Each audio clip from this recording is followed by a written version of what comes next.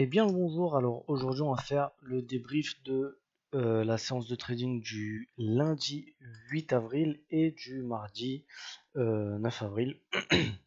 On va commencer par la première séance de trading que j'ai faite. J'ai voulu shorter le Dow Jones, j'ai shorté le bas d'OPR.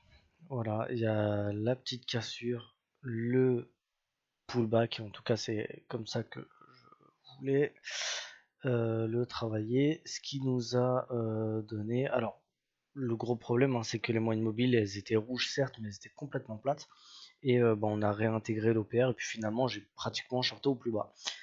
Donc voilà, j'ai pris un seul trade hier et ça a été un SL. Un petit peu de précipitation là-dessus, voilà, un petit peu de précipitation. Alors je me suis rendu compte, parce que j'avais un autre compte argument, je sais plus ce que c'est. Je crois que c'était la zone, ou je sais plus ce que c'était, mais en tout cas, au moment où je voulais plus le prendre sur FTMO, il avait déjà été déclenché sur Apex, parce que du coup j'avais mis un ordre sur le bas d'OPR. Du coup je me suis dit, bah quitte à être exécuté sur Apex, autant être exécuté partout et puis on verra. Mais voilà. Il y a eu plusieurs trucs. Qu'est-ce qu'il y a eu aujourd'hui? Il y a eu la possibilité de payer la bulle verte que j'ai même pas souligné dans mon débrief parce que on est pas loin de l'open. Bon, la bulle elle est à 16h, mais on est vert, ça fait quand même partie du job, mais on est vraiment, enfin, nulle part en fait, on est au milieu de nulle part et en plus je crois que le ratio est pourri, donc je le prends pas. Il y a eu quelque chose sur le Nasdaq que je n'ai pas pris. Bam bam. Je sais plus. Alors déjà un des trucs que j'ai pas pris sur le Dow Jones que j'aurais préféré prendre, hein, mais on choisit pas on choisit pas ses règles. Le bas d'OPR. Le bas d'OPR sur le Dow Jones aujourd'hui, il a été incroyable. Il nous a fait un ratio de 8. Je vais vous montrer ça tout de suite. Hop. 8. Hop. Voilà, il a touché le ratio de 8. Donc, bon, sûrement sortir au 7 si on avait tenu les paliers jusqu'au bout. Mais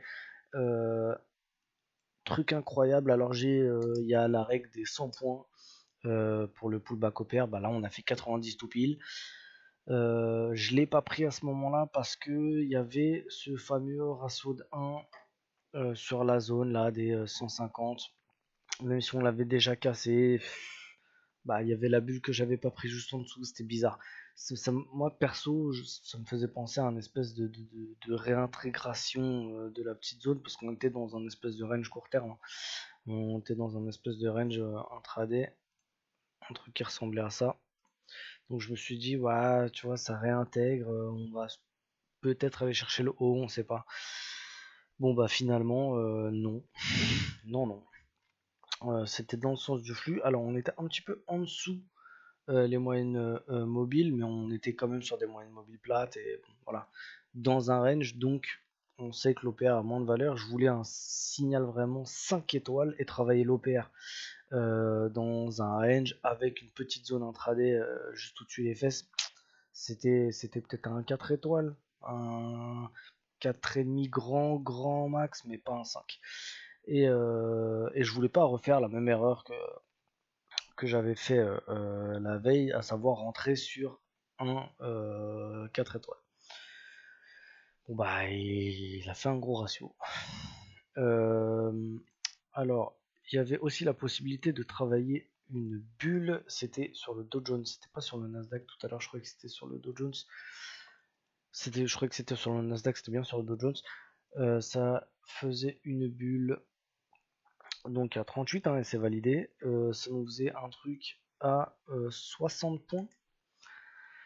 Et bah voilà, là c'est au ratio 2 là tout de suite. J'ai pas pris cette bulle parce que je voulais pas être dans un trade qui avait plus de 60 points de stop. 40, ouais c'est ça, plus de 60 points de stop. Après une dégueulerie pas possible, le VIX il était à plus 8.